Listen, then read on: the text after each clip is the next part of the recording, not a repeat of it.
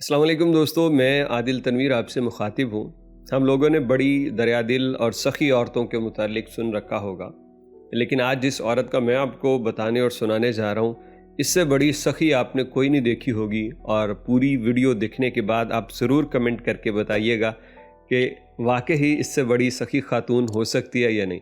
हम ये आज के दौर की बात कर रहे हैं, आप इसको कोई रिलेट ना कीजिए। मैं बाज़-औक़ात ऐसी बात करता हूँ तो लोग इस्लाम के पहले दौर में पहुंच जाते हैं कि वहाँ पे लोग ऐसे थे, तो उनका तो मुकाबला ही नहीं है, उनकी तो मिसाल भी आज करीब करीब कोई नहीं पहुंच सकता।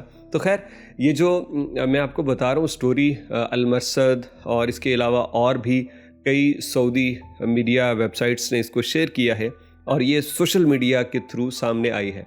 एक खातून ने अपनी स्टोरी बयान करते हुए लिखा कि मेरी एक दोस्त थी जिसकी उम्र तकरीबन 35 साल हो गई।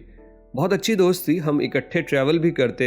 एक मरतबा हम जद्दा से रियाज़, ये गालबन उसने बताया कि हम बाई फ़्लाइट आ रहे थे, तो फ़्लाइट के अंदर वो अचानक से अपने ज़िंदगी बयान करती मुझसे रोने लग गई।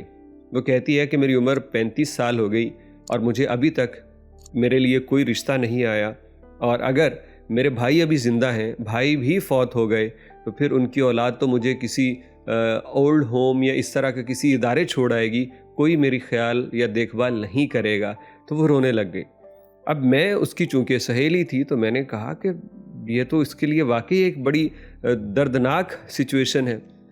तो मैंने उसके बाद अपने शौहर से आके बात की और उसे कहा कि मेरी इस तरह एक दोस्त है जिसे वो भी जानता था, तो उसके साथ तुम शादी कर लो, क्योंकि उसकी शादी नहीं हो रही।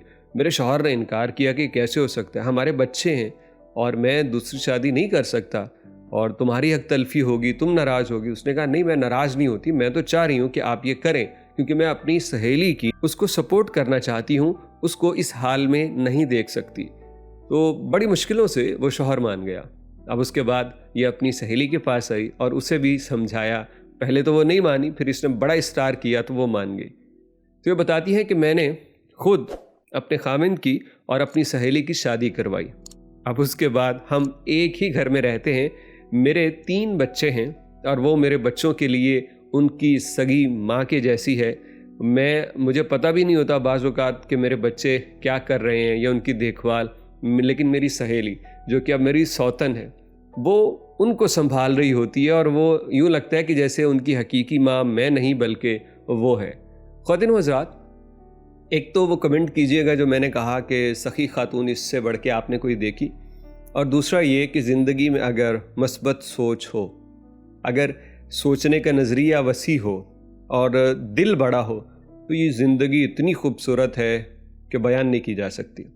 हाँ, लेकिन अगर दिल तंग हो जाए, नज़रिए तंग हो जाए, तो फिर हर वक्त घुटन है, हर वक्त तंगी परेशानी है। इस औरत ने जो काम किया है ना, इसे आखिरत में तो जो अजर अल्लाह ने देना है वो हर बंदा सोचने और सुनने वाला रश करेगा कि काश हम भी कोई ऐसा काम कर लेते कि इतना अल्लाह पाक इस पे अजर दे रहे हैं। लेकिन दुनिया में भी अल्लाह इसको नवाजेंगे। इसे औलाद के ज़रिए नवाज सकते हैं, इसे सेहत के ज़रिए। मतलब आप औरत का जिगर चेक करें ना, कितना बड़ा जिगर है उसका कि उसने अपने खामिंद की शादी अपनी सहेली से कर दी और वह रह भी उसी घर में रहे। बड़े सारे औरत को ख्याल आते हैं। ये मेरी जो बातें सिर्फ औरत समझ सकती है, कोई और नहीं। जितनी भी ख़वातीन देख रही हैं वो समझेंगी ये बात कि कितनी बड़ी बात है कि उसने अपने खामिंद की शादी उससे कर दी।